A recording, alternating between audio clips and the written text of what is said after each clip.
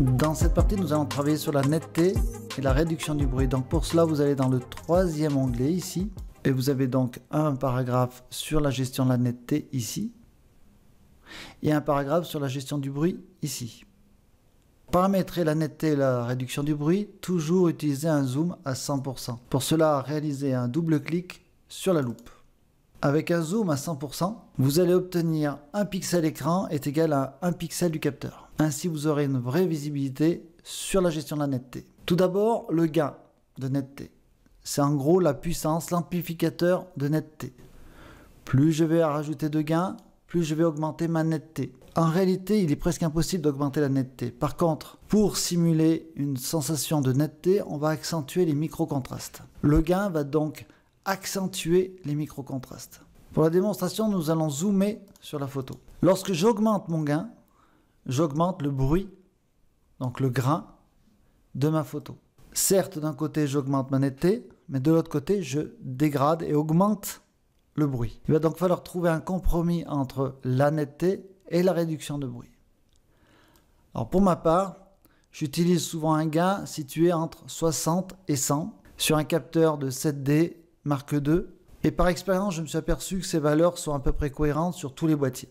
Donc entre 60 et 100. Plus votre photo a besoin de netteté, plus vous irez vers 100.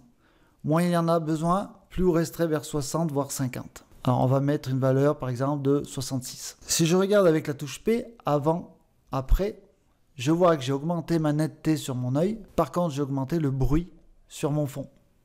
Nous allons voir plus tard comment régler ce problème. Concentrons-nous d'abord sur le sujet.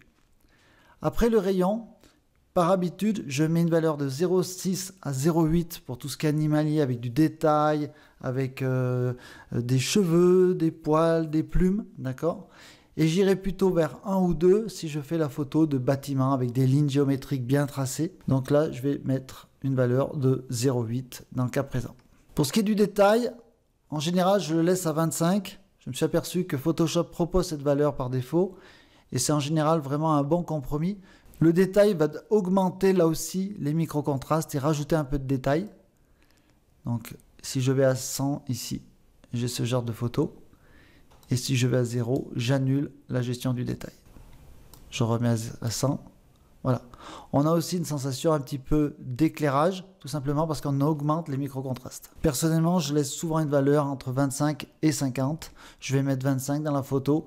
Comme j'ai déjà pas mal de bruit, je ne veux pas trop accentuer le bruit. Nous allons voir maintenant la gestion de la luminance. Alors pour la gestion de la luminance, toujours se mettre à 100%, mais je vais zoomer un peu plus pour l'exemple. Le bruit est généré par deux gros facteurs. Des écarts de lumière, donc la luminance, et des écarts de couleur, des parasites colorés. L'impact majeur sur la réduction du bruit sera la luminance. Plus j'irai à droite, plus je réduirai mon bruit de luminance.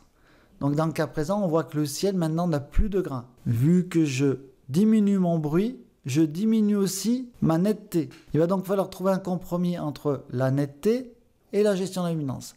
En général, on va mettre des valeurs de 0 à 10, 15 et des valeurs plus grandes sur des photos très bruitées.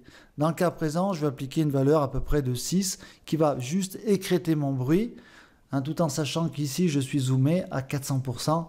Lorsque je serai zoomé à 100%, j'aurai très peu d'impact et le bruit est peu présent à l'œil nu. Si vous avez du bruit dans les couleurs, il va falloir utiliser couleur, détail de la couleur et lissage des couleurs. Alors pour cela, vous zoomerez à 100% et dans les zones avec du bruit, vous verrez si l'impact de ces curseurs est efficace ou non.